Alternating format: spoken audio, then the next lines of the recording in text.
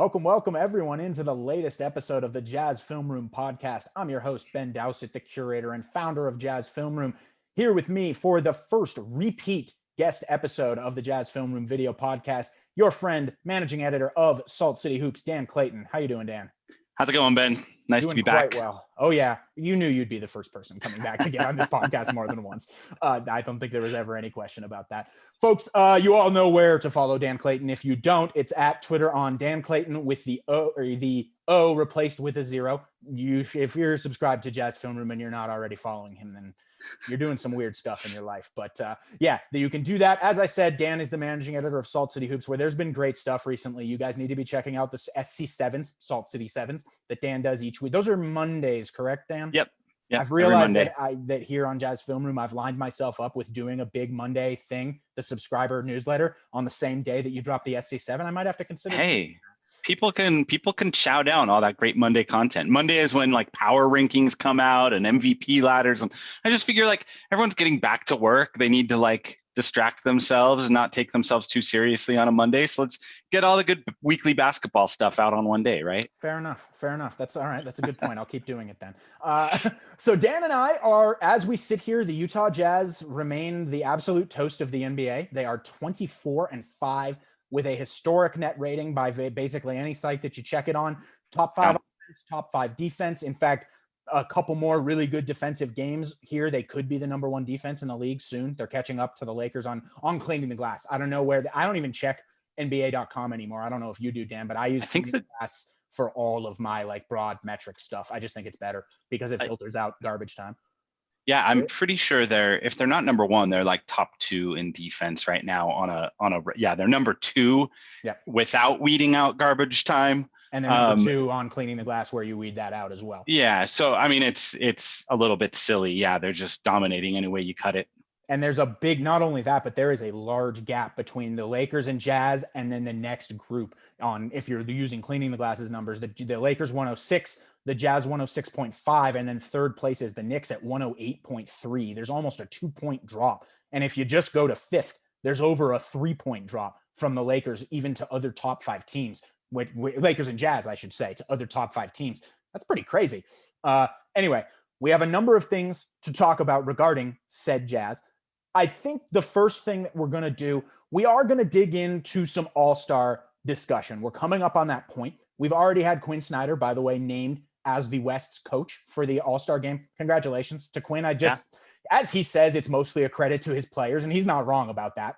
But you know what? He's done some amazing things with this team this year. We won't go too deep into that because I think most people are pretty well aware the emphasis that they've put on shooting, the emphasis in transition. He's just such a smart coach. And frankly, wasn't you that raised the point of, it was somebody like you, if it wasn't you, that raised the point of, I don't know what somebody like me means, but smart person. I'd like to meet that dude.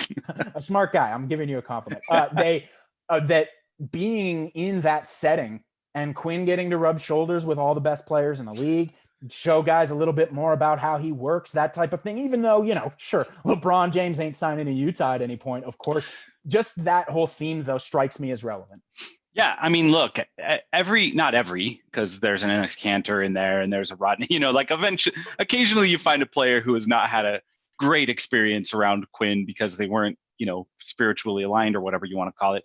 But for the most part, almost anyone who's ever spent any time around Quinn loves him, swears by him. This past offseason, the Jazz had 4 guys commit to Utah long-term. All 4 of them referenced Quinn Snyder and why they were staying or coming back to the Utah Jazz. So, again, I don't think that means they're going to go sign Kevin Durant. But I do think it matters what those guys think of the Jazz. And I remember a conversation I had a few years back with a retired NBA vet who had, among other teams, he had played for the Spurs. And he basically said, we were having a conversation about small market teams and how, what the challenge is there and how they get stigmatized and how guys don't always want to go play in a small market team in a conservative state, whatever. And he basically said, it was the same for us, meaning the Spurs, before Pop. Like Pop single-handedly, guys, once they knew what he was about, it was like, oh, I want to go play for that guy because he's crazy smart and he knows the game and he's created a really strong player focused culture there, and he still demands a lot of you. So he's not like a player coach in the sense that you just can do whatever you want, but he's a player coach in terms of he knows that his job is to maximize your talent. And I just think it'll be an interesting step for Quinn to get to be around those guys and start to, make more people aware broadly. Durant and LeBron, they're not signing in Utah, but 5 years from now, some guy's going to call up LeBron or Durant on the telephone because they're weighing their options and Utah's on the list, and they're going to say, well, what do you think about this situation? And that's, I think, where it matters and where that comes into play. But anyway, I know you didn't want to go into that, but I did anyway. No, it's good. And frankly, it ain't a small league. 450 guys may seem like a lot, but it's not that much. Most of these guys know each other, or at least acquaintances. A lot of guys are really close, and there's a ton of talk. Like when we talk about that, markets like Utah have had problems in recent years, whether it's because they're a small market or because of other issues. In Utah's case, that stuff gets around. Guys talk. Sure. There's a lot of that conversation. So, all right. But the more interesting part of All-Star, I think, for most of the fans, of course, is which players will make it. And particularly for Jazz fans, which Jazz players might or might not make it.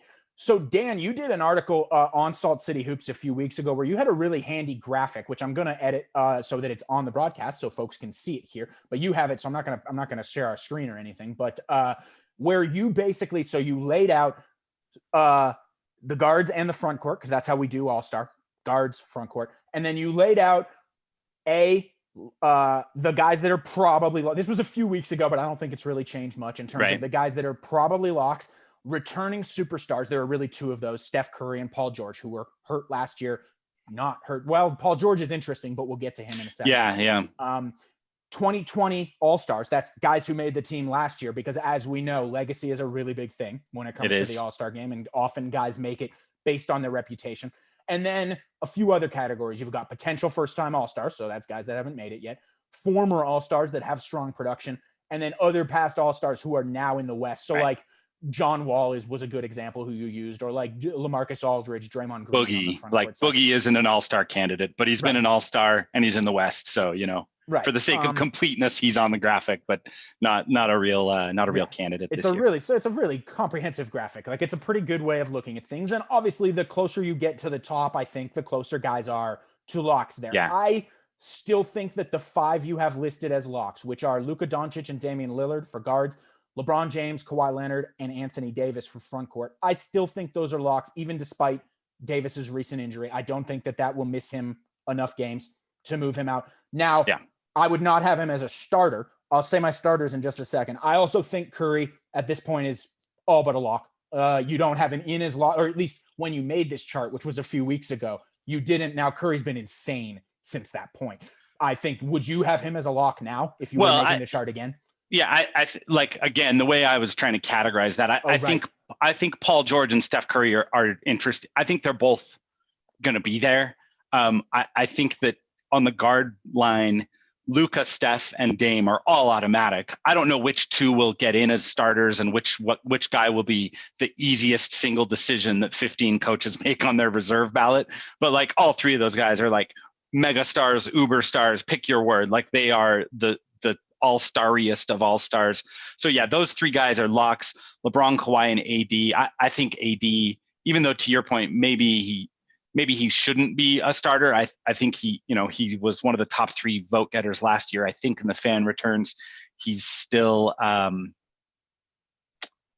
guess he's 4th. He's behind Jokic. So yeah, he probably won't be a starter this year. If the first couple of returns, we'll find out tonight.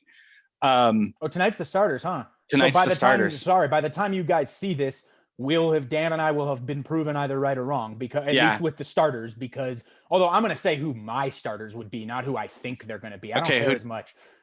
My starters would be Steph and Dame as the 2 guards. So one theme here that I'll note for me, and this is a personal thing, different people have different ways that they go about this, and I think that's part of what makes these exercises fun. I am a guy who, whether it's All-Star, whether it's All-NBA, whether it's MVP or any of the season-long awards, with a couple notable exceptions, such as Rookie of the Year, for instance, I'm a team success guy. I believe that basketball is about which teams do the best. And I know there are some people who say they take that more into account for like a season-end award versus All-Star because the samples are smaller. Like, there's certain teams that have probably been underserved if you only look at their record right now, those sorts of things. Right. I get those arguments. I lean toward not only as a tiebreaker, but maybe even as something more than a tiebreaker, I lean toward team success. I just think that's how it should be. The basketball is a team game at its core. So my 2 guard starters would be Damian Lillard and Luka Doncic, who of those 3 guards, so it's got to be 2 of those 3, obviously. Yeah. Those are the guys that are playing on the best teams currently. And frankly, in my opinion, who are driving the win. Not to say that Luka's not having an amazing season. He deserves, by his raw production, to be an all-star starter. Unfortunately, I'm a big team success guy. That's not entirely fair to him, but that's what I'm doing. And Lillard, frankly, just the way that he has carried a team that's, what are they, 5th or 6th right now, and just have no business being there, quite frankly, based on the other players on their team besides him. And then my 3 front court starters would be LeBron, Jokic, and Kawhi. I think Davis is, frankly, I would have picked those 3 even before Davis's injury. And I think now that he's been injured, he's going to miss enough time that there's no real argument for him just on merit as a starter. He might make it based on like the fan vote and things like that. But those would be my 5. Would those be, if you were the only one in charge, who would your 5 starters be? Well, I think the Jokic AD corollary winds up running kind of in reverse of the Luka Steph corollary, right? Or Luka Dame. Because Jokic's team has underperformed. And that's why I think, like, I agree with you broadly. I think philosophically team success should be an important, more than a tiebreaker, it should be an important factor that we weigh when we're looking at counting stats and we're looking at advanced stats and we're considering broad impact. We should look at team success in that whole tapestry and look at them together. And that's why I think it gets a little hard to, but there are levels, right? Like and that's what's so hard about it. Cause you're right. I'm in a way, I'm being a hypocrite saying that I would put Jokic over Anthony Davis as a starter. Anthony Davis plays for the 2nd best team in the West. Jokic plays for the 8th. Like it's tough, right? Like where does one thing overwhelm the other thing and those kinds of stuff. And maybe it does make me a hypocrite to a degree. It's no, tough. I don't think it's hypocritical. I think, look, one of the ways you can process this, not that I look at it this way when I'm voting or when I'm making my teams up, but like, okay, so supporting cast also matters if you're going to hold a guy's team situation against him, right? So then you go look and you say, okay, what if Jokic and AD switched spots, right? Like Jokic is, by impact metrics and by a lot of other by a lot of all-in standards, Jokic is having a top 5 MVP season. AD is not. 1 MVP season. Yeah, really. Like Jokic should be on every MVP voter's ballot in spots 1, 2, or 3. So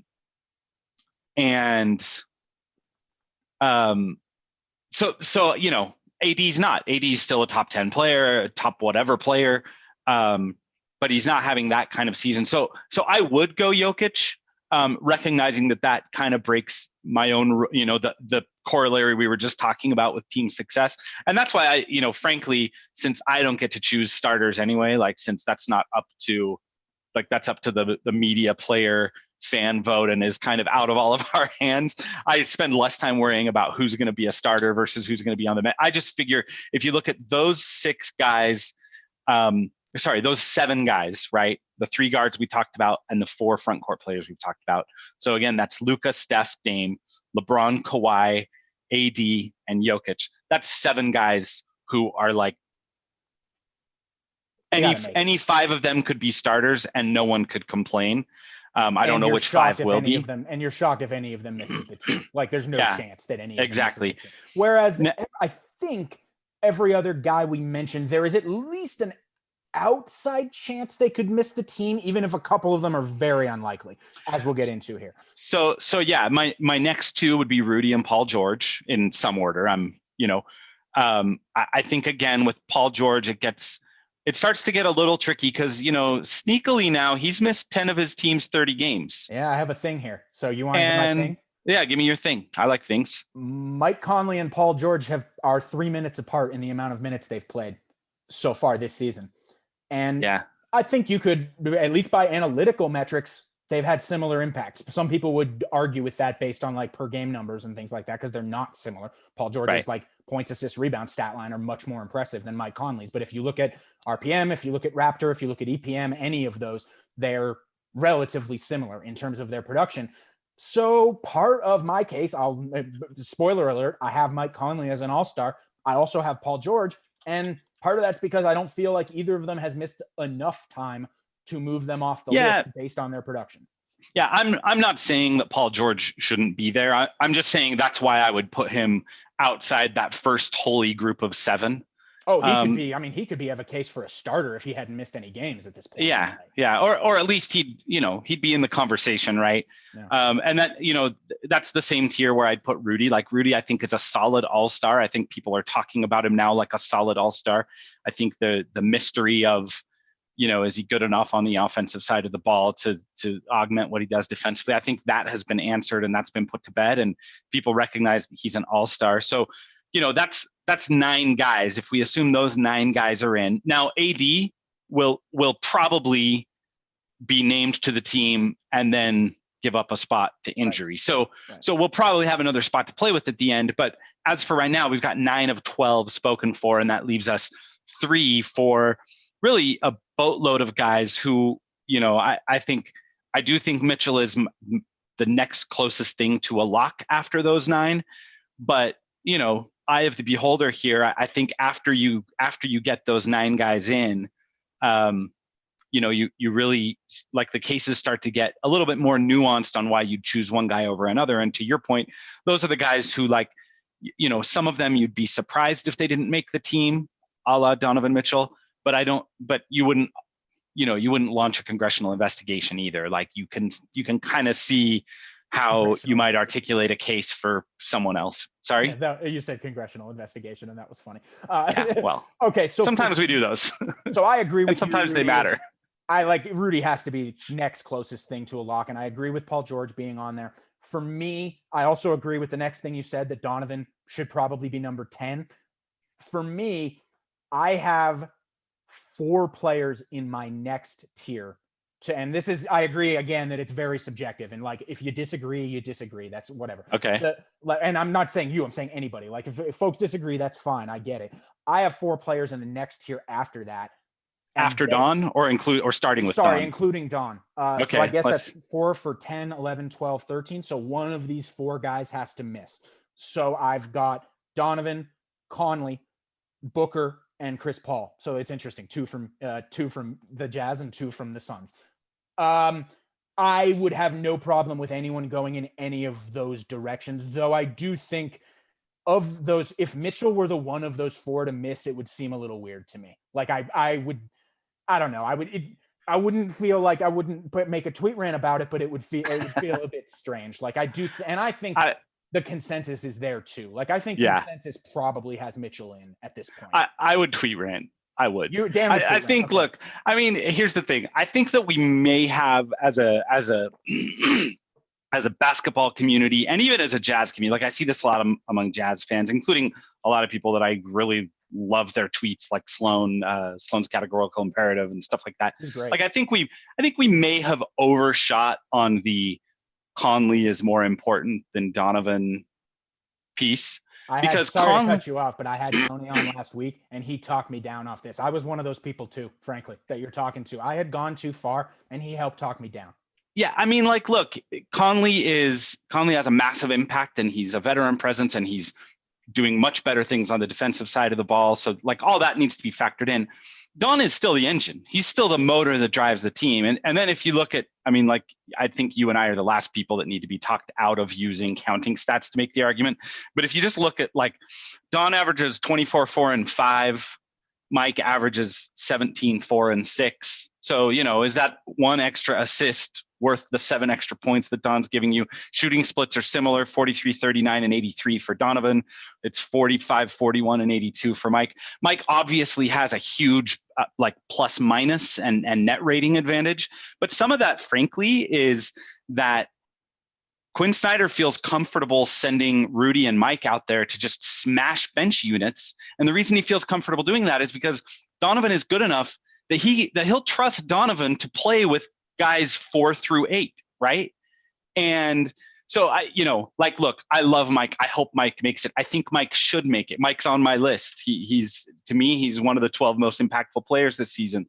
But I do think that Don is a lock ahead of Mike in my book, and like you said, in the book of most people who have made their opinions known on this so far. I think I agree. And the other big point that Tony made to me that is a very good, that I know you've thought of, you just didn't mention it right now, was the defenders that they see. When both are active and both on the floor, you know which one is seeing the better perimeter defender every single time. It's Donovan. Yeah. It's every time. No matter, and For that's sure. the plus minus point that you just made is very good. Like, plus, we can use Mike's plus minus as a point for his case for sure, but there's context that goes with it, and that's that he gets to play with Rudy against opposing benches and just smash the hell out of them every game.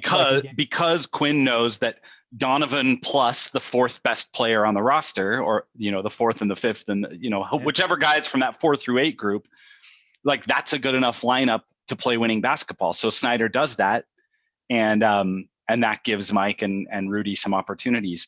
But yeah, you're right about the defenders that he sees, and that tells you too, since it's coaches who are going to determine who gets these reserve spots, that's a really easy way to figure out who coaches respect more or less, right? Is how they're scheming for different players. And Donovan, look, we all know what some of Donovan's blind spots are. We all know that he can get a little wild sometimes. We all know he needs to be more consistently excellent on the defensive end of the ball. But like when you see coaches coming up with a Donovan specific scheme for the night, that's how you know that those 15 guys are probably going to lean more towards voting for Donovan. I would have to think they do, though. I think they're going to have a lot of respect for Conley too. So just to close out my list, I mentioned those 4 guys, 2 Suns, 2 Jazz, that would be for 3 spots. The one I would leave out personally would be Chris Paul. Of those 4, I would have Booker on my team. I just think Paul hasn't quite been what Phoenix was actually expecting from him.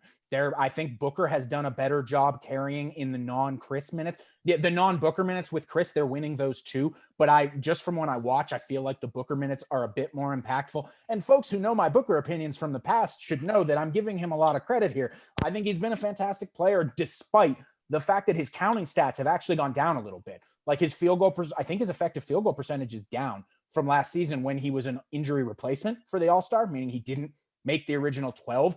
That said, I think his impact has been improved. He's been way better defensively is one big thing. He's been a much, much better defender this year than we've seen in the past. And I'm also rewarding Conley. I think there's a real chance the coaches don't do that and they go for Chris instead.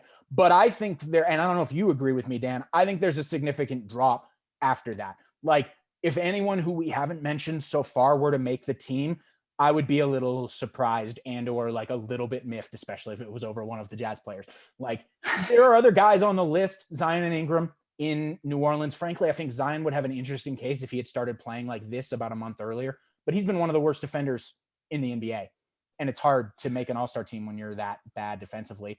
Ingram hasn't been quite as good as last year. I've got DeMar DeRozan on here, Ja Morant. I've even got Jordan Clarkson listed as like but he's not going to make the team, and shouldn't make the team. No offense, Jordan.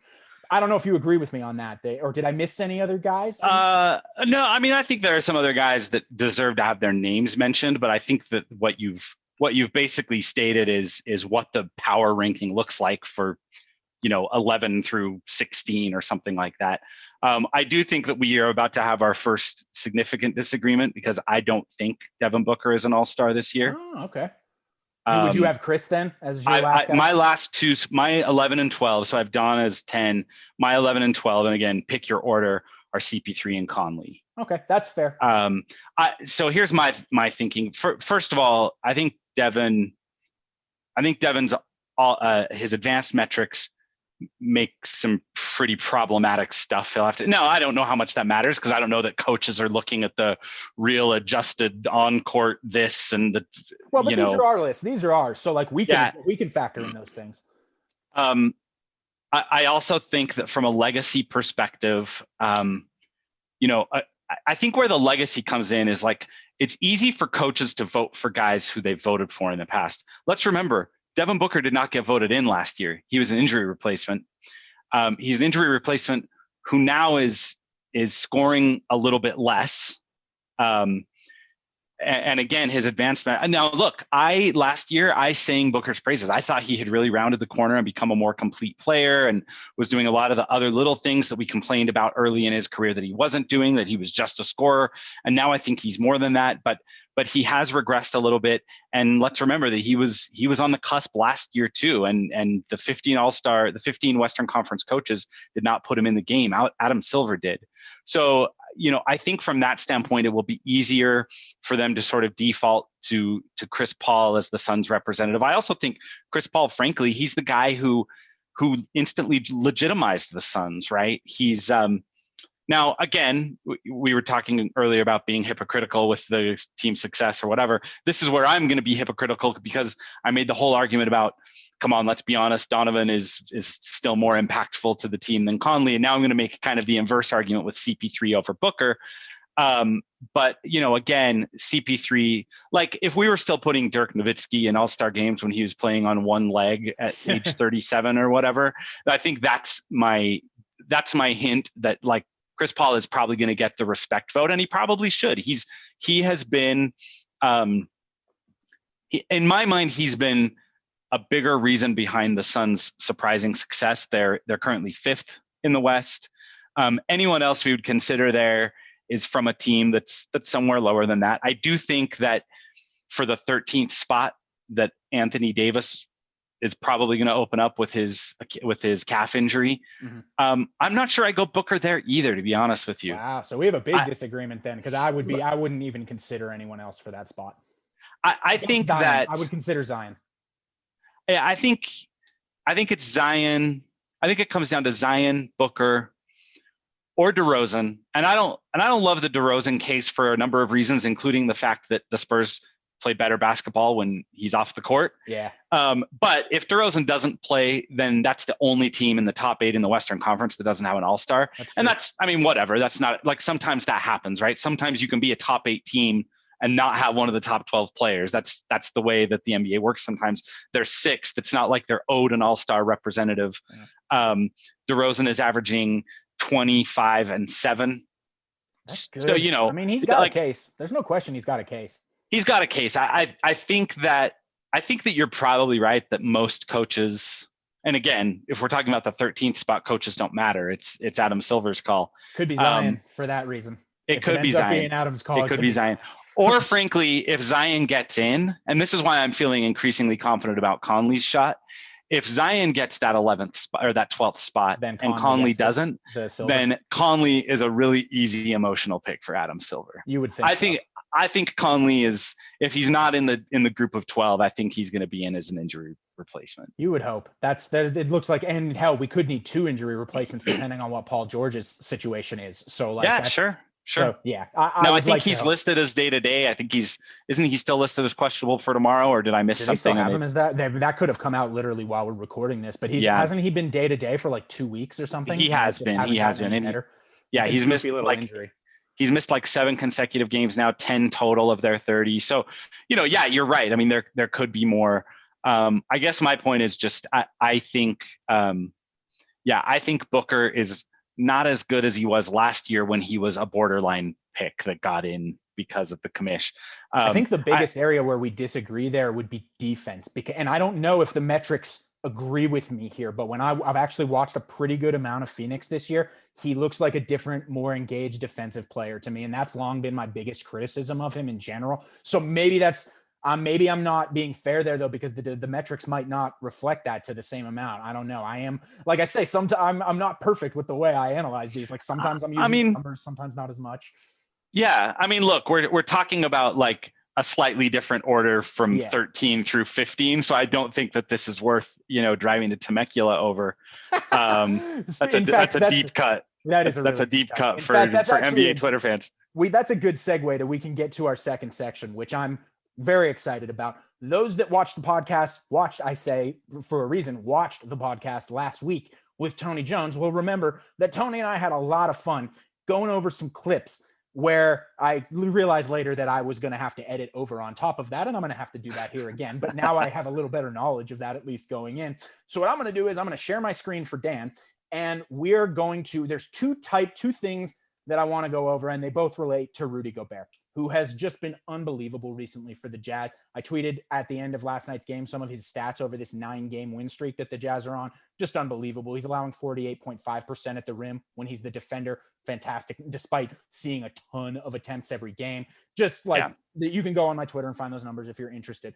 But the first thing I want to go over is, so we're recording this on Thursday, and on Wednesday night, the Jazz beat the Clippers, who were shorthanded, but still played well, I thought, particularly defensively. The Clippers played a very good defensive game, and it took the Jazz some time to figure out what they were doing. They switched a bit at the start, but then they mostly just started playing 2-on-2 in pick and roll. The defense that we saw give the Jazz a bit of trouble at the start of last year, too, if you recall, forcing the Jazz into a few too many floaters, things like that. As the course of the game went on, the Jazz did digest it. And then in the third and fourth quarters in particular, Rudy Gobert and Joe Ingles pick and roll just absolutely ripped up the Clippers. I want to highlight two things. A, some areas where the Jazz, and particularly Joe and Rudy's just ridiculously savvy game, just kind of exploited a few things the Clippers were doing, but also a couple others where actually the Clippers played it really well. And actually, if you listen to David Locke's Locked on Jazz this morning, he raised that I think the Clippers they presented a few issues that despite the Jazz winning the game and eventually figuring it out, they'll have to think about moving forward. A few of those were cases where Rudy just finished through really good defense, which we're going to watch a couple of those as well. So let me go in. Okay. So we are going to start with this play, which was, I will pause it here. This was actually in the second quarter. We'll mostly get to the third and fourth quarter stuff later. We're going to go ahead and run the play once at full speed, and then Dan and I will break it down at a slower speed for you. So here is the play in full speed. You see Joe take the basic pick from Rudy. He snakes the pick and roll, which means comes back to the direction. Simple layup. Easy stuff, right? Okay. Yep. Let's go back to the start. So we see Joe coming up here with the ball. And I want to pause it right as he's taking the screen from Rudy Gobert. First of all, you see where the defender is standing. This team is not interested in letting Joe Ingles get to his left hand. Right. That's a common theme with Joe that we went over in my video that I made on why Joe Ingles' pass fake for a layup always works, which if you're watching, you can see at the top of your screen right now. I will make a link for it. This is a very common thing that teams do, but Joe has a million counters. Dan, what are a few of those counters just before we run the tape? Well, the snaking is the biggest one, right? Because if he goes around, you heard actually Mike Wells spoke at halftime in his halftime interview with Chris and Kenny. He talked about changing the direction of the pick. If the pick is set at the right angle, then Joe gets to control where he wants to go once he gets to the middle of the floor. And that's been how he gets to his left hand on a lot of these plays where they're trying to take the left away. The other thing they can do is they can flip the pick, and Rudy's really good at flipping picks without committing the moving screen foul. So, Joe can take it one way and then go back the other way, and they can try that. Joe's not particularly speedy, so that might not be the best way to handle it, but they do a lot of two-man dancing out front with flipped picks, and a lot of those just lead Joe right into his pull-up three, which he's been a little bit more aggressive with while Conley's been out. That's the other. I'm glad you mentioned that. All right, so in this case, Joe is going to use snaking the pick and roll. Longtime fans know my opinion about lots of guards who snake the pick and roll. They don't do it well. Right. I think that snaking is badly overused in the NBA because it became popular a few years ago because of Chris Paul, mostly. Because of Chris Paul's butt. Let's Chris just Paul's be honest. Butt for the most part. But in reality, there are only a handful of guys who actually use it for a good purpose. A lot of guys just end up getting in their screener's way, clogging up the lane and creating worse looks for themselves rather than creating something good. In this case, we're going to watch Joe do it. So I'm going to hit play here, and we're just going to watch like another couple seconds as he comes around here, snakes the pick. So that's snaking the pick. He comes back across to Rudy's side, and you pause it here. We see Joe essentially having created the same situation that he creates in most pick and rolls with Rudy, a 2-on-1 or maybe a 2-on-1.5, I guess we can say in this situation. His defender's on his hip. Actually, the right thing in this situation for his defender to do would have been to switch off onto Rudy, I think. But it's in the middle of the play. It's going really fast, and it's hard to do that. Because his defender didn't do that, you can see my mouse, right, Dan? Yeah. Because his defender didn't do that, Zubac, the big man, is forced to pay attention to Joe. Because the defender's not close enough in front of Joe, Zubac has to pay attention to him. Rudy could have probably hit, or Joe, excuse me, could have probably hit Rudy on this play. And I don't even know if he faked that he did, but Zubac doesn't do a good enough job sticking with him. And because Joe has created that option where the defense makes the decision for him, something I talk about all the time with Joe, we see him simply take the lane in and lay the ball up. Yeah. Is there any other particular note you had from that play? This is a simple one, and then we're going to build on it with some more complex stuff as we get going. Yeah, well, again, I think you touched on it when you talked about the if you can go back to the frame you just had it on with Terrence Mann on his hip. So, you talked about, or it's not Terrence Mann, is it? Who is that? I don't know. My eyes are bad. Anyway, someone's on his hip. I don't even know. And Joe's got an advantage here, and it's basically one guy to beat, and that guy is Ivica Zubac, who, to your point, hasn't decided yet if he's going to commit to Joe or commit to Rudy. I think what's unique about this play that I'd point out is what you touched on with the Clippers deciding they were going to guard pick and rolls 2-on-2. They just decided that they weren't going to give the Jazz's shooters open looks. That's how the Jazz defend, and that's part of the reason why they're so elite in the half court, is because Rudy is so great at getting in front of the ball and then getting back to the roll man to guard. So he can kind of guard both guys in this situation, whereas Zubac here is guarding neither guy. So the Clippers tried to basically take a page out of the Jazz's playbook and defend the Jazz's way, even though, and look, Zubac is good. I like him. He's a good NBA player. They just don't have a Rudy Gobert on their roster. So trying that was a little bit bold. So what you'd normally see here against any other team, or even against the Clippers on an average night, this is not how the Clippers usually defend the high pick and roll. Usually what you'd see is Zubac would get out and cut Joe off a little bit higher, and then they'd have the weak side guy that looks like Lou Williams over there. Yep, the weak side guy would come in and he would tag Rudy on the roll. And they just decided, no, we're not doing that. We will live with Rudy Gobert rolling. We think that Zubac can get back to him, between Zubac and Serge Ibaka. We think that they can get back to Rudy and make his attempts in the paint difficult enough that we're not going to give the best three-point shooting team in the league open threes. We're not going to help off of that corner guy. And that's why the Jazz got so many of these looks. And frankly, some of it is Ivica just not being as equipped as Rudy is to guard this play, to guard both guys on the pick and roll. But part of it was the scheme and the Clippers deciding to try something that maybe they just don't have the personnel for right now. Yeah, and you see here, Zubac really makes no impact on the play at all, and then wonders to other guys what was going on at the end. Though, as I mentioned as we first got into this, I do think that still might be the best technique for defending the Jazz, even if you don't have Rudy Gobert on your team, which nobody except for the Jazz does. It's a set of bad options against this offense, and as we'll get into a few more of these plays that I think perhaps kind of signify that same thing. All right, so let's watch another one here. Now, this one does come in the third quarter. So we see Gobert guarded by Marcus Morris up top, and he's going to set a screen here. He's going to get a screen from Rudy. Let's just watch the play at full. You mean Ingles? Ingles guarded by Morris. Who did I say? Did I say Rudy? You said Gobert. Yeah. Oh, gosh. Okay. Ingles guarded by Morris. Gobert again guarded by Zubac. I talk for a living. Really good at this, guys. All right. So here we go. We'll run it at full speed, and then we'll come back. Simple screen to Joe's left.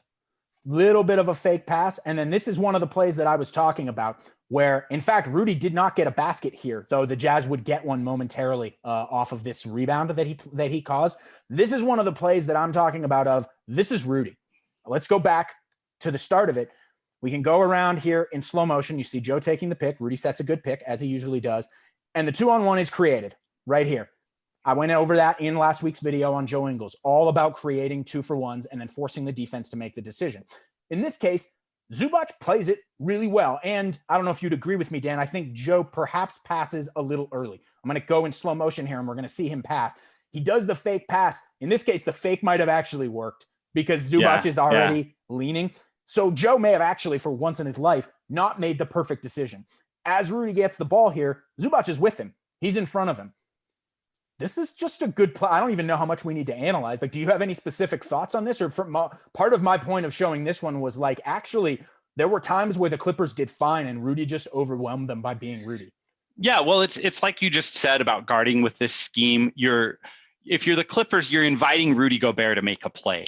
And that sounds dangerous to us Jazz fans who know that Rudy has gotten better and better at finishing and including finishing in traffic. But yeah, you're right. He catches this ball above the dotted line, right? Like he's at the free throw line when Joe lets go of that pass.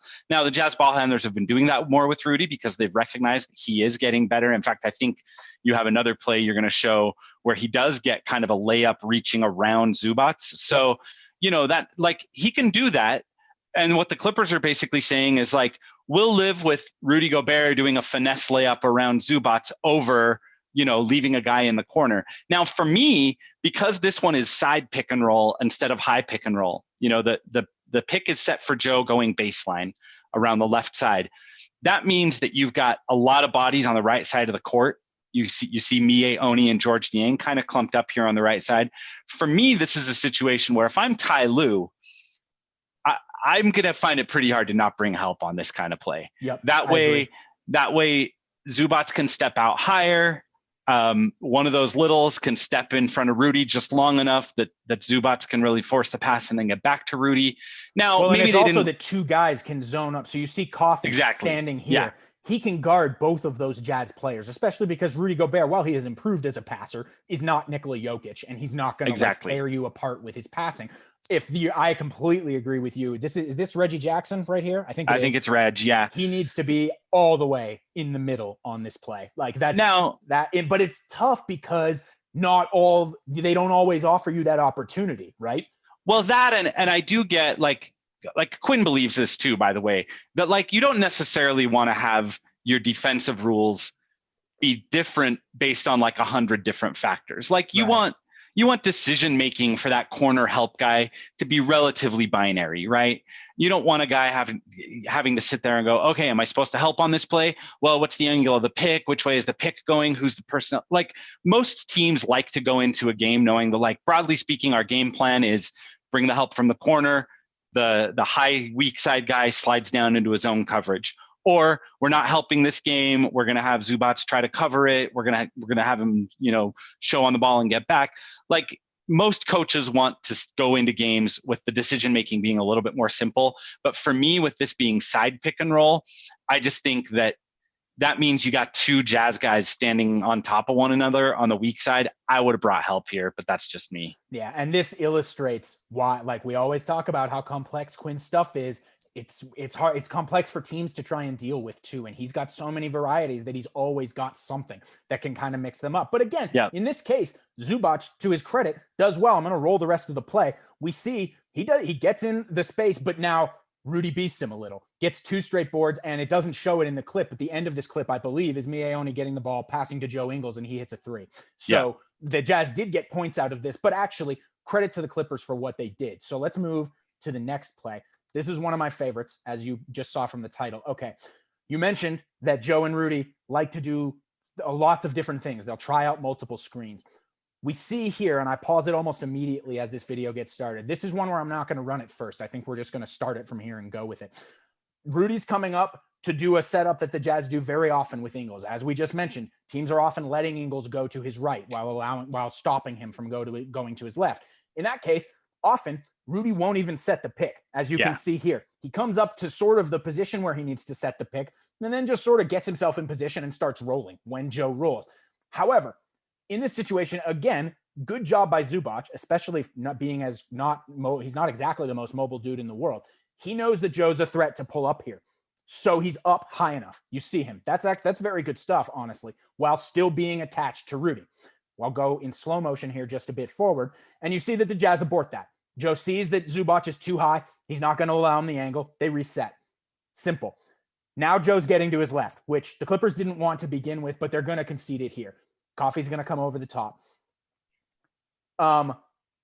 Actually, let's run it from here, if you're okay with that, Dan. Yeah. All right, so now we'll run it from here. Coffey actually does a really good job. Gobert gets a dunk anyway. All right, let's bring it back. And this time, because again, you see that they're going side. This is side pick and roll, right? Mm-hmm. Not high pick and roll, or at least it's pick and roll towards the baseline, towards the sideline. So this time, Marcus Morris does come in And it doesn't matter because he doesn't come in all the way. And he's just sort of doing this weak help thing where he's like in nominally off of George Niang, but not really helping or impacting the play at all. Yeah, though they were dead before then. And as we back up, you'll see why. Okay. Yeah. So they've reset and they're going to be going to Joe coming around. So we see Joe come up. Rudy sets another good pick. To his credit, this is the right play, in my opinion, by Coffey to come under that screen. Joe's not going to pull up, well, he does every once in a while, but you'll live with that shot if Joe wants to pull up for three going to his left. I'm fine with him going under that screen so that he can meet Ingles, but he's a little too slow still. And by doing that, he's confused his big man in this case. Mm-hmm. Zubac thinks that he needs to be out there to deal with Joe Ingles. And now, as I freeze it right here, you see basically right here, the Clippers are dead. I don't know if you would agree with that, but it feels like they're pretty much dead from here because Joe knows that he's passing right now. He knows that he's got the bounce pass because Zubac is too far up. And as soon as Rudy gets the ball, which we see right here, yeah, you're right. Morris's help was crappy, but even if he's the whole way in there, Rudy's got enough time to swing that out to Niang wide open. For sure. I mean, really, I think if you go back to your spot where you said that Joe had him killed, I think anytime you send the guard under and the back and the big is dropped back, you're putting the ball handler in a situation where he's just going to have options. And, if it's Jordan Clarkson or Donovan Mitchell, then, they might still try to just head down and go to the basket. But if you've got Joe Ingles or Mike Conley in that situation, someone's getting an open look because, now you've got two guys who have basically fully committed to the ball.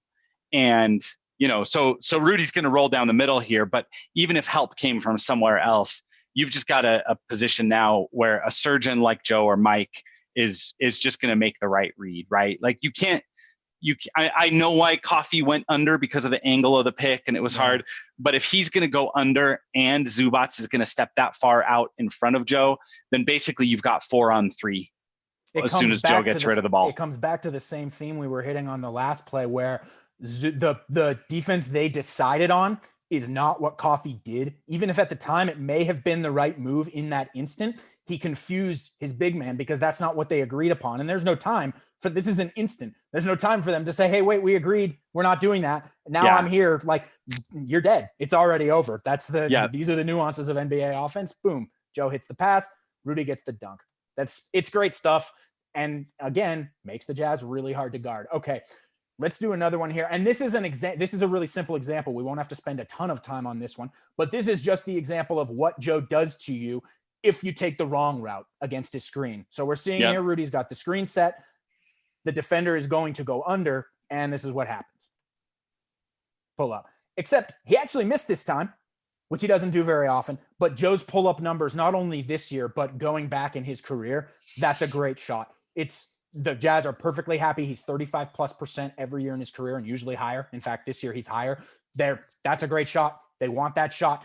The fact that he missed it here is, to me, a small. I don't know if you had anything else you wanted to highlight from this, but it's just, again, it's another counter that they've got and why teams have to respect Joe when he does that. Yeah, I mean, he is going left to right over the pick. And so, that may be why they were, willing to make that calculation and let him have that pull up as opposed to a different one going to his left. But, bottom line is that's still a shot that Joe Ingles is very likely to make. That is bad defense with a good outcome if you're Tyronn Lue. Yeah, exactly. That's a good way of putting it, actually. Okay, and so here is the last one of these before we get into some other Gobert stuff. And let's just watch this one through, actually. We'll watch it from the start. So run the tape here. A nice screen deny there. Screen deny. So that's what we'll get back to here. So we come to the start of this play, and I'll run it nice and slow. You will see, I believe that is Terrence Mann in this case. This is Mann, yeah. Okay. Who did a great job defensively, particularly on Donovan Mitchell in this game. I thought he was fantastic, actually, man. In this case, he's a little too over-aggressive. You see him here. He sees the Gobert pick, and you can even see it looks like his head is just a little turned to the right here. He sees the Gobert pick. He's leaning, and again, the play is pretty much over right now, especially with, as we've said, the Clippers are staying home. They've said any of these guys on the outside shooters not involved in the play are not helping. Those guys need to stay home. That's what the Clippers have decided their strategy is going to be. That means that when Mann gets beat here, they don't have a whole lot of recourse. Any thoughts from you here, Dan, before we move this one forward just a little? No, other than as we do move it forward, you're going to see Joe do the thing that I love that we both highlighted on some recent stuff where he kind of dribbles the ball, he pushes the ball out ahead of the defender and then like catches up with it, which is the best old man, I'm going to go fast but not really go fast kind of move. So I love that. But yeah, you're right. I mean, if you know, and you know that Joe has a radar, like Joe knows what's going on. Joe knows what the defense is trying to do. He knows the Clippers scheme. So if you're Joe, as soon as you get around Terrence Mann, you know that either I'm getting a basket or I'm getting Rudy Gobert a basket, right? Because no one else is coming off. So he just like the read is just ridiculously simple at that point in the game because they knew how the Clippers were guarding this. Yep. So he takes that. Zubac is way up on Gobert. He's nowhere close. Joe does a nice little thing here. I paused it here. He curves his dribble almost like a snake of the pick and roll, but without anybody actually there. He curves his dribble back into man. This is another Chris Paul special, right? Yeah. Here, by the way, like the stuff that the similarities between those players in certain little parts of their pick and roll game is very noticeable. Or like Bogey did this a lot. I know that like you and I have had it out on Bogey.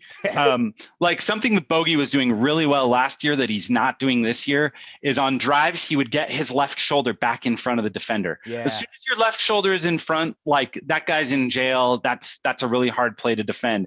And Joe does a great job of this. It's like it's not quite snaking, but it's the same logic as snaking. Like I'm going to get you literally physically behind me so that to make a play on this, you have to foul me. You have to go through my body to get to the basketball. And in this case, with the added benefit of playing on the defenders, like that defender is panicked at this point. I've been beat and there is a wide open lane to the rim. You're doing everything you can to get back in. Frankly, again, the right thing here might have been for Mann to just let him go and take the layup. That way you're not getting an extra point out of it. But how's he supposed to think of that in the split second where his brain is by reflex thinking, oh, hell, I just got beat. I got to get back into this. So instead, Joe cuts in front of him and one. This has been one of the best stretches of Joe Ingles' career that we've seen recently. We're going to switch now to some specific Rudy Gobert stuff, but Joe deserves just an absolutely massive amount of credit during this stretch without Mike Conley, as do several other guys. But like, it's just, I was worried earlier in the year that he might be getting washed. Boy, does that look dumb right now. And I do still hope that they control his minutes, like getting Conley back soon will be good so that they can limit it. He doesn't have to play 35 or even like 33 a game. For sure. That'll be good. But he just deserves so much credit. And the way, especially in a game like last night where you and multiple others commented during the game, like they clearly missed Conley during this game to get the offense a bit more under control, to allow Donovan to play off the ball, which would have been huge while he was being guarded by Patrick Beverley. And Ingles came in and in some ways filled that role, did what we would have expected from Mike in that position, just got things under control, got them a bunch of buckets in a row and helped them pull away in the game. Sorry, go ahead. I was just going to say, like Donovan on a lot of these situations where it's pretty clear where the advantage is, sometimes Donovan like makes the wrong decision, but then makes it work because he's so freaking talented and so athletic and creative when he gets in close.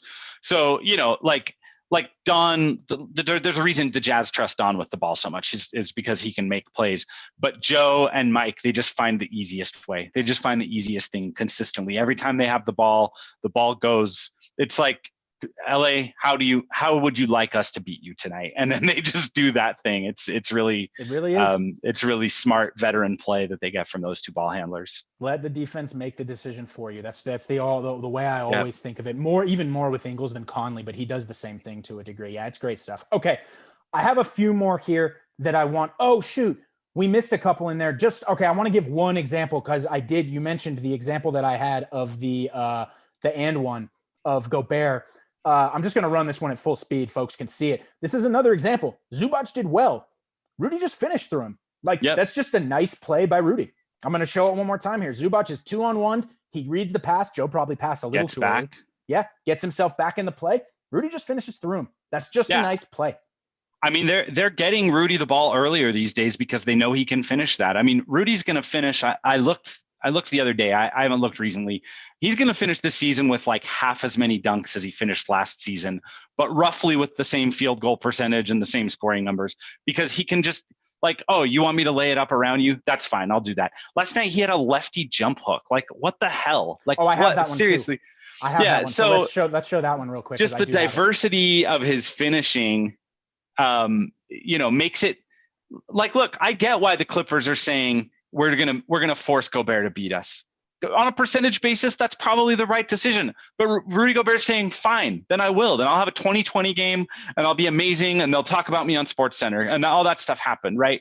So that's just the growth of Rudy Gobert as a player, because those are moves and finishes that he didn't have 3 years ago, and he kind of had them a year ago, but not at a high percentage. And now, like, those are plays that are still not as automatic as him dunking, obviously, but those are plays where, the Jazz will take that bet. They'll take that bet. Absolutely. All right. And then the other side of that, of course, is that Rudy Gobert remains the best defensive player in the world. And there was a recent game. So Dan and I, it's funny, before we jumped on the broadcast here, Dan and I were talking about how we were going over video work and things like that, which both of us do a significant amount of, and talking about how sometimes with Rudy and a few other Jazz players, Royce O'Neal comes to mind, it can be really difficult to clip their plays because the NBA.com site only clips plays for like 8 to 10 seconds of plays that finish the outcome. Plays. Yeah, right. The outcome of the play. So like a made shot or a missed shot or a rebound or a steal or whatever. They'll track the, 8 to 10 seconds before that. But then if something happened before that in that little chunk, it'll just miss it. And you have to wait, and like I have to wait 72 hours until, because of the league pass blackouts and blah, blah, blah. Anyway, you guys don't care about that. The point is, there are some games that are like that where Dan is right and that happens. But then there are others where Gobert's impact is very clear and can be very clearly seen in just those basic breakdowns. And one of those games I thought was against the Boston Celtics. What was that, last week or the week before at this point? Whatever. Yeah, it was the 3rd of February. So okay, so like 2 weeks ago. Week and a half ago. Against the Celtics, where the way Rudy dominated this game, particularly down the stretch. We're going to go a little faster through it because I've already kept you here longer than I said I was going to, Dan. No worries. We're such long-winded people. But, okay, we're going to start out here with this play, which is actually in the first quarter. And it's just to showcase the ridiculous, again, I think there can be a bit of it's easy for us to gloss over and it's easy for us to forget just how often Rudy is impacting plays on a second-by-second basis. So we pick this play up right at the start as Kemba Walker is coming around, basically a triple screen, which is pretty unique. You don't see that every day. And Donovan has rightfully gotten himself caught up just a bit in that, which is understandable. There's 4 guys there. Meaning that Kemba Walker has a bit of an advantage coming around this pick. And then Rudy Gobert shuts him off. Right? Simple enough, right? Rudy is there and guards 2 guys at once. You can see him here. Hands out, hands out, hands out. There's no realistic pass and Bogey, by the way, good job by Bogey to also help down on Tristan Thompson here to give Rudy a little additional help. Any thoughts on that, Dan, before I move it forward past there? No, other than just to say, the Jazz don't always do that with the corner guy because they have Rudy Gobert. So like you said, good read by Bogey to sense that he might be in trouble there. But even if Kemba tries to make that pass around the 7'9" wingspan of Rudy Gobert, that probably ends badly for Boston. Yes. He just has little Kemba, and I say that affectionately. I love Kemba, but he just has Kemba blanketed there. There's really nothing much Kemba can do except flip a U-turn and get out of there. Yeah. So that leaves Donovan time to get back, which he does, at which time Kemba makes a really good pass to a really nice back cut from Jaylen Brown. I'll run it just briefly here, and you see that. Boom, nice pass. Joe was caught a little bit by that back cut. He was ball watching just a tad. Once again, here's Rudy Gobert in the lane, and watch what happens. I'm not interested anymore. This was actually called a travel. I know that you can see the ref in the bottom right corner signaling travel. That's If you're telling me that's not Rudy, and I'm not saying you, Dan, if anyone is telling me that's not Rudy, I don't know what you're watching, folks. I'll go back and we'll show it again briefly. I mean, that's why while we're watching it again, that's exactly why sometimes I bemoan the fact that I can only get the last 7 or 8 seconds of the play, because there are plays like this where Rudy, in the span of 12 seconds, guards 4 different guys and either shuts them down or just scares the crap out of them enough that they just abort mission. They just abort the play. They just flip a Yui and head back out to the perimeter. And he does that just constantly. And it's like, look, people still don't unless you're watching this guy every night and just seeing opposing ball handlers crap their pants over and over again. It's just impossible to overstate how dominant Rudy Gobert is right now. This is absolutely the peak of his career in terms of just defensive dominance and understanding how to deter everything. In this Boston game that you're showing, Ben, the Celtics got 17 attempts at the rim the whole entire game. That's a ridiculously low number. Most of those were in transition or while Rudy was sitting. They just were not interested in the restricted area when Rudy Gobert was on the court because he's dominant right now. It's frankly a little silly. And for those, by the way, who only think that Rudy can defend that part of the court, I got another play for you. Here we go. This is why, by the way, we saw Kemba back out on that previous play. It's because previously I don't know if this was before or after that. I already forget the time that was left on the clock, but he sure as hell knows that Rudy can do this. Swat. Yep. Blocked the jump shooter last night too. Yep. He's been blocking jump shooters a ton recently. Yeah. So let's go back to the start of this one because I have one particular thing that I want to point out here. So I'll go slightly fast through this. Good screen by Thompson. Mitchell gets caught up in it. Good stuff. Now, Kemba snakes the pick and roll and does it well. This is actually a good use of snaking the pick and roll. He's forcing Rudy to move further so that he can't guard both guys quite as easily. Right. That's good stuff. Now I'm going to go really slow here and I'm going to go literally frame by frame. Watch this. Okay. Kemba does his Kemba step back, which is one of the best in the league. Kemba's right foot hits the floor right there. Okay.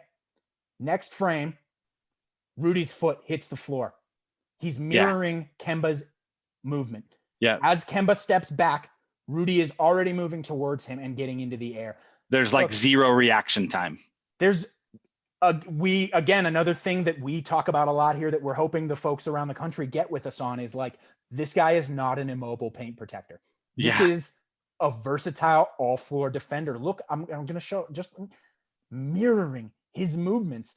There are not a lot of other guys his size. There are some. I'm not saying he's the only guy in the league his size that can do that. Embiid could do that. But the list is not large. And frankly, the list that is willing to do it as often as Rudy is every night. I don't know if you had any other thoughts on this one. I just thought it was a great play. No, I love those plays. Actually, last season when we were still able to do things like travel and hang out with other humans, my brother Ken Clayton, as well as Aaron Hefner, who's on Twitter, the three of us went to a couple of road Jazz games together, including in Charlotte, where Devontae Graham just kept thinking he would basically do what Kemba does here, where he snakes so aggressively that he forces the switch. And then he's like, yeah, man, look at me. I got Rudy Gobert switched onto me. It's time to cook.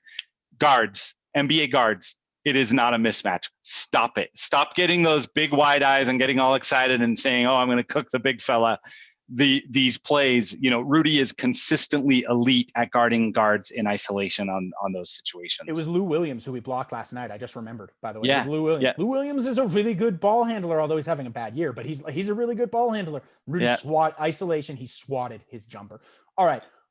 Here is another one from that same Boston game. And now we're getting into the fourth quarter where Rudy legitimately just shut off everything that the other team had interest in doing. So firstly, I should note, prior to this play, I had another clip, but we've been showing so many that I'm gonna limit the number I show, where Tatum actually did score on Rudy near the rim, and he got him. It was a good play.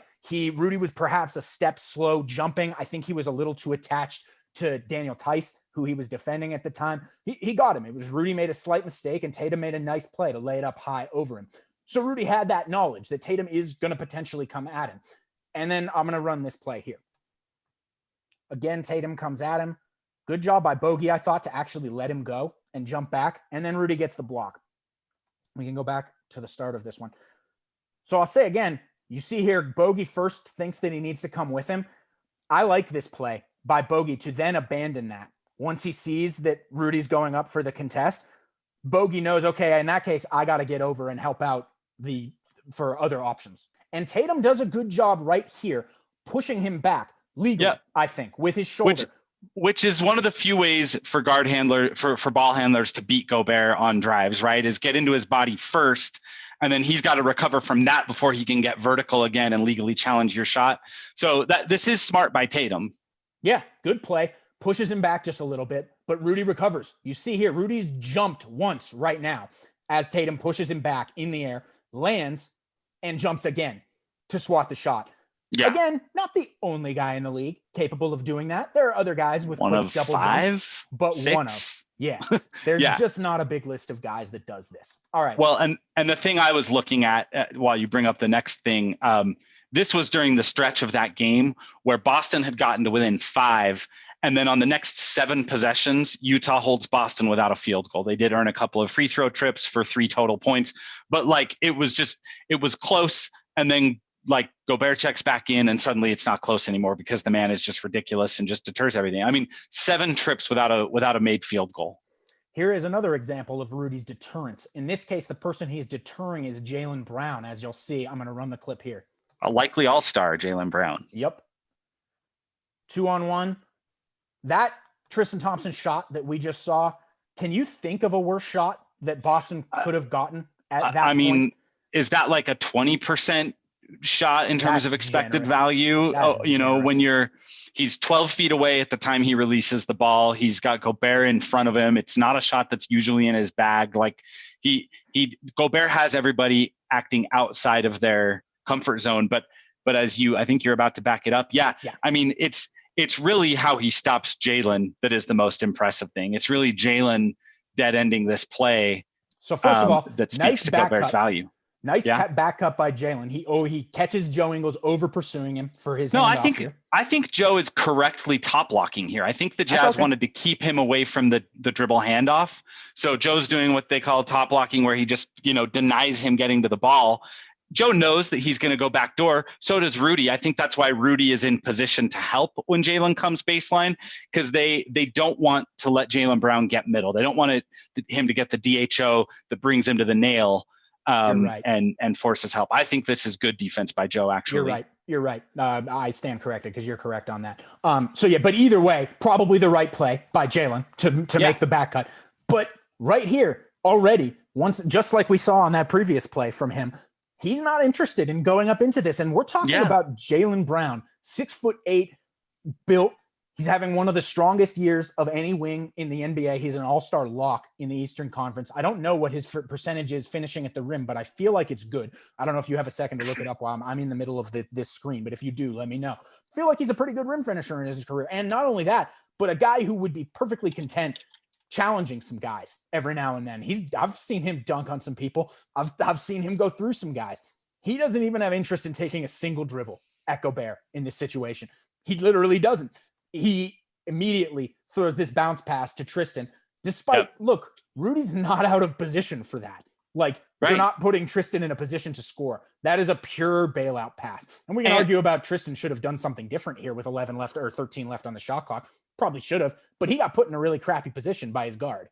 Yeah, but here's the thing. What else does he do other than just kick it back out and restart the play? Because going back to where we started this conversation, which is, the Jazz being able to mostly guard these types of actions 2-on-2. Look at Royce O'Neal and George Niang. They're home. Or is that's Bogey? Sorry. Bogey, yeah. Look at Royce and Bogey. They're home. I mean, they're a few feet off of their respective assignments because they can be, but because the ball hasn't crossed the what they call the help line down the middle of the paint yet, the imaginary line down the middle of the paint.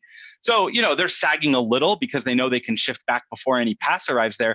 But Tristan Thompson doesn't have any options here other than just all right, let me grab the ball, hold it, and wait for someone to get free on the perimeter so we can start another action and try something else with 13 left on the shot clock. To answer your question, Jaylen Brown is a 72% rim finisher this year. That's 86th percentile for really wings. Good. He's even above average in floater range. So even if he decides, all right, I'm not going to get Rudy Gobert all the way into the rim, so I'm going to stop and take a floater. He's 42% there, which is a lot lower, obviously, but still 58th percentile for his positional grouping per cleaning the glass. So, I mean, this is a guy who can finish stuff and frequently is putting big guys on posters or freezing them with a dribble move and getting around them and somehow or another getting to the rim. And here he just has no interest in taking on Rudy. And compare this, guys, by the way, to the videos that we were going over from the Clippers game last night, where Zubac was being put in a very similar position to same defensive strategy. Exact same thing. And Gobert just went right through him because he is bigger and more capable. But when it's Rudy standing back there, you can't do that. You don't have that option anymore, and all of a sudden your play has nowhere near the same level of success. Rudy being on the floor for the Jazz allows them to do so much more. Okay, now I've got one last play before we're done here. It's probably my favorite one. You probably know which one it is. This is not a specific pick and roll, actually, that Rudy's defending, but you will see momentarily. Jalen is going to come around here, and they've run this play pretty well. Jalen is going to see he's got an opening down the lane before a certain person apparates into his view. Turnover. Yeah. Well, what's crazy about this, like let's give Brad Stevens like a half a second of credit for deciding, okay, my team cannot score against Rudy Gobert, so I'm going to run a pick and roll that doesn't involve Rudy Gobert's man. But for that to work, you can't have Tristan Thompson hanging out in the dunker spot. Like, if you want Rudy to not just show up in the middle of that play and blow it up, put Tristan to anywhere else on the court. Like, have him stand at mid-court so that Rudy at least has to like think for a second about like, should I be out there? Should I be guarded? You know, like they just make it way too easy for Rudy, who's not even involved in this play, to just be like, oh, you're doing that? Okay, well, let me just stop that then. And we see he comes around the pick as soon as Rudy gets into the lane. Again, there's no interest. He has picked up his dribble right here. He is at the free throw line, picked up his dribble.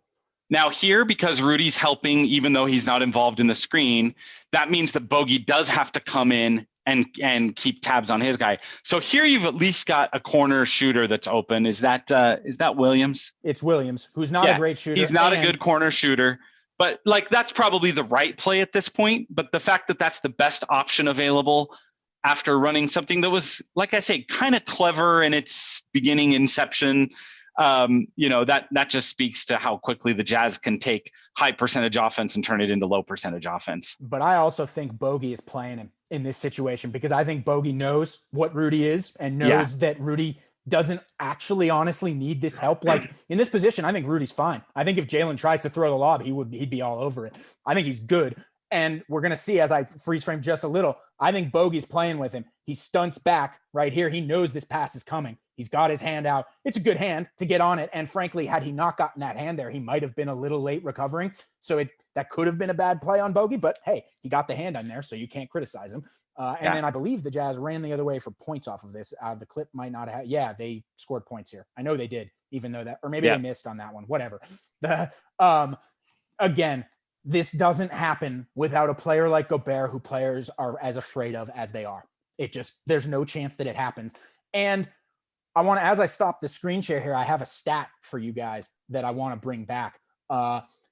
This is using Second Spectrum data via Source. Thank you, Source. Rudy Gobert, among 85 players who have been the screen defender for at least 150 screens that have ended a possession. So when I say ended a possession, I mean shot, foul, turnover, or pass to an immediate shooter. Of 85 guys defending at least 150 of those plays, Gobert has the single lowest efficiency allowed in the NBA. 0.831 points per chance. Even when you add expected offensive rebounds, which are around 0.12 to 0.15, you have under a point per possession on hundreds. And here's the main thing, and if I can find them later, I will put the stats below so you guys can see them here. There are some other, first of all, Rudy has defended the single most pick and rolls of any player in the league, which is, I guess, not surprising. There are a few other guys who have defended a similar level of volume, for sure.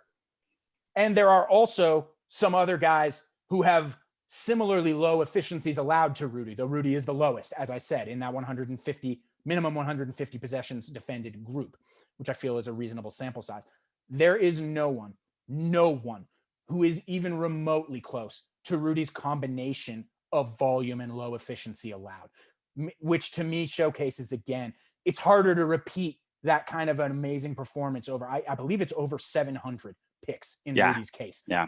There's nobody else over 300 is even in the same category for him in terms of low efficiency allowed.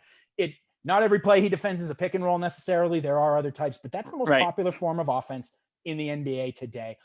For me, I'm assuming you agree, Dan, I don't get a case for anyone else for defensive player of the year right now. I don't see it I don't see any other candidate right now. Yeah, I think, look, Davis is again having one of those kinds of seasons where he's doing the glitzy things and he's going to get the LA bump, but the Lakers are better defensively when he sits.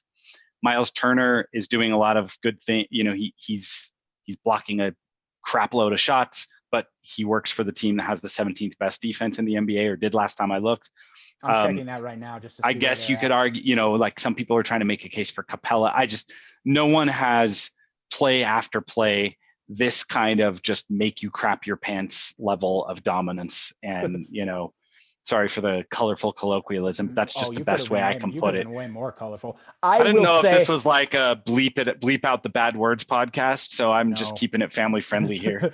We do our best on that, but so as I look at it, via cleaning the class, Indy is actually up to 8th on defense. With that in mind, I would say that Turner is the only guy that could even realistically be mentioned. I don't feel his case stacks up to Gobert's, but he is playing really well defensively. His rim percentage allowed numbers are really good. There's the same type of defensive gap the Jazz see when Gobert sits. I believe Indy still has that with Turner as far as their defense. I don't think, the Jazz are second on defense and they're 8th. There's a big difference. But at least you could maybe sort of make the outlines of a case. And if I had to have a top 3, he would be second for sure for me right now. But I just don't think that anyone's been in Rudy's stratosphere this year, honestly. Ben Simmons says he's the best defender in the NBA, though. Actually, I'll be honest with you. He would be another guy who would probably be in my top 3. He'd be on my ballot. Yeah, he'd be on the ballot, even though he's a dick. And I don't really care what he has to say. He would. I actually think he would probably be 3rd for me behind him. And it sucks for him and Embiid that they kind of steal defensive shine from each other because both of them are really, really good. But Simmons is an incredible defender. I've said before, if you tell me I have to get a stop on one possession, you're not going to tell me who the wing is with the ball, but it's going to be a star wing of some kind, and I can pick any one defender. Give me Simmons. He's the guy I would take over any other player. But can I give you a stat? This is not this is not for his DPOY case or anything. This is just like fun because I realize that it's time. We're overdue. The world needs another Rudy Gobert block list update. So I'm working on that. So here's just a fun one that I've found that I'm playing with. To date, 64 players have been named All-Stars during Rudy Gobert's career. So 2013 to 2020 All-Stars, 64. Can I guess? I want to guess. How many of those has Rudy Gobert blocked? Okay. Now keep in mind that one of them has been his teammate for his entire career. So I was thinking about that. So there's definitely one that can't be. I am going to guess 59. That's really good. That's like crazy good guess. It's 60. Right? Oh, okay. I was 60. So Gordon Hayward was his teammate for 4 years. He has not gotten Hayward in a credited regular season block since Hayward left Utah. Donovan Mitchell is his teammate. He's never blocked Donovan. He didn't get Chris Bosh. They only played head-to-head in 2 games.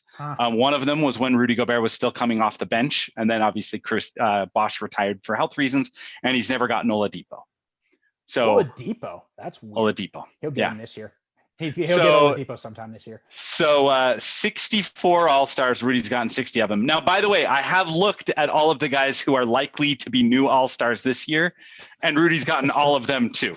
So, even if the list grows to like 69, he still will have all but 4 of them. He'll still have everybody but Hayward, Bosh, Depot, and his own teammate. That's ridiculous. Have you ever done this for any other guys to see if there are other guys that have like the same size of list? No, I did it for Favors because there was that one year that Favors was like actually outperforming Gobert as a rim protector. And so I felt like it was only fair to do Favors block list too.